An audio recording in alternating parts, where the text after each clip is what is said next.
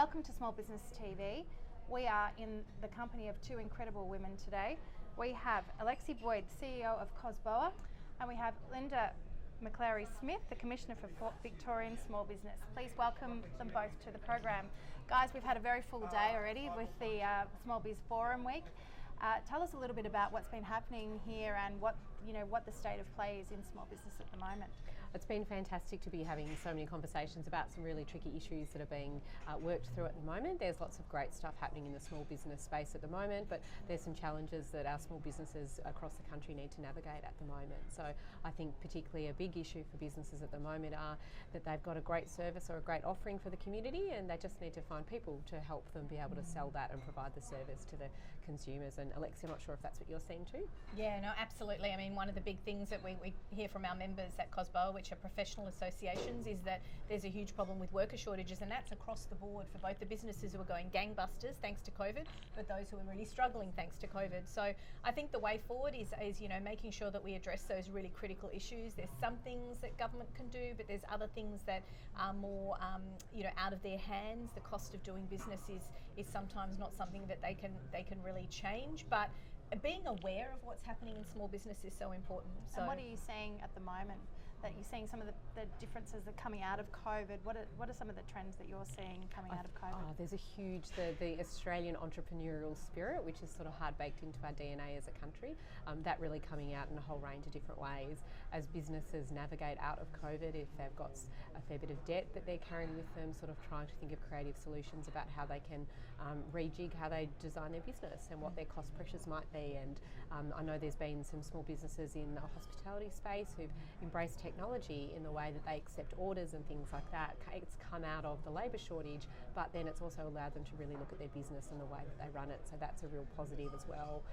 And I think a keenness to find the gaps. Like COVID's presented a number of challenges to us as a community, but it's created a lot of opportunities for businesses to plug those gaps as well. And I think our small business owners are always identifying problems and trying to think of creative ways that they can jump in and help and promote their business to address issues that the community are facing. So I think I would expect to see a lot more of that, and I think that the business to business support is really important, and I just encourage any small businesses that are out there that do encounter any problems with other businesses or governments, what have you, not to hesitate to contact the Commission at vsbc.vic.gov.au, because we can provide very low cost dispute resolution for our small business operators out there. And that was going to be my next question. Obviously we've seen the stats, there's been lots and lots of new businesses established since COVID, so, and with that comes some challenges. It's not always rosy, obviously. Within the first 12 to 24 months there's a huge survival rate beyond that. So, and some of those things is, as newbies coming into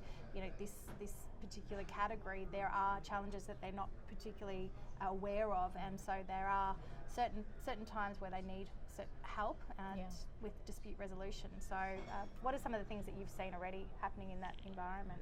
Absolutely. There's been lots of issues around rent, so rent that hasn't been able to get paid, or perhaps it's been deferred until later periods of time that now needs to get paid. Also seeing quite a lot of business to business disputes where the parties entered into agreements pre-COVID with all of the best of intent, good advice often as well, and then just aren't able to fulfil the terms of the contract either because of supply chain pressures, labour costs, or just things have changed. So a lot of business to business disputes. So we try and focus very much on the importance of collaborative, constructive dispute resolution, so that ideally if you're having a dispute with a partner business, that you can actually resolve it through us and then continue to go on to have a relationship with that business moving forward, because everybody loses if it goes to court. If people march off to court, there's often no money at the end of the day if you win anyway, plus the only people who really win are the lawyers. So encouraging businesses to resolve their own disputes. Look, and one of the things that we always say to our members and our businesses is to go through the channels like your trusted advisors and your professional associations who really understand your business more than anybody else can, and seek help in that way, and then also seek help of the commissioners in the different states, and also the Ombudsman's office at the federal level. There's a lot of support mechanisms out there, and I think one of the things that government can do better is make a place where everything is available in one space, a one-stop shop, if you will, to get all advice that you need, but rely on that peer-to-peer support as well. Join groups, get out there and seek help from those who are in the same industry as you, because they're really individually we're experts, but together, you know, it can really grow a small business community quite rapidly. And knowledge is power, as we all know. So, Absolutely. and you know, seeing this influx of women in business too, you know, having the unification as female leaders in business is hugely important, as you know, the cultural framework keeps evolving and changing. So I think, you know, that's the best advice you can possibly give, is just to unite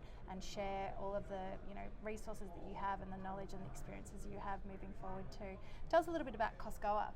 So COSBOA is the Council of COSBOA. Small Business Organisations Australia. So what we do is we are the umbrella organisation for advocacy in Canberra. So people say to me, you know, what's your definition of a small business? Well, I represent anybody who considers themselves a small business, and through our members who are professional associations across lots of different sectors, we feed up the information that comes from them in an industry-specific manner, and we have an unbiased way of advocating for small business broadly across lots and lots of different policy areas. So if people wanted to find out a little bit more about COSBOA, where should they go to? At cosboa.org.au, and talk to your professional association and see if they're members, and then work with them to find out what issues are happening in your industry, to filter that up to make sure that policy is fit for purpose for small businesses to grow.